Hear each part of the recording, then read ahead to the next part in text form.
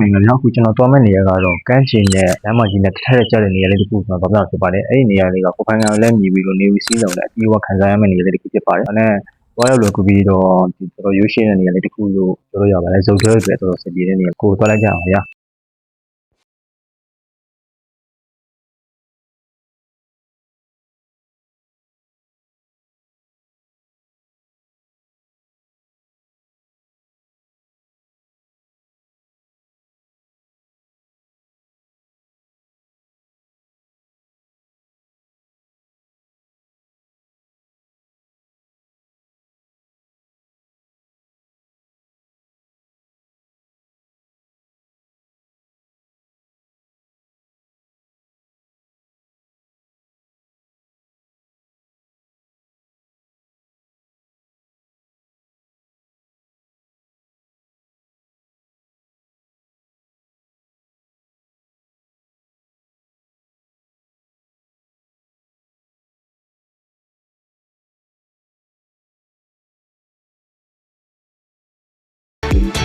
နောက်ထပ် drone နဲ့ရိုက်မှာမို့လို့နောက်ဗီဒီယိုမှာဆက်ပါမယ်ခင်ဗျာ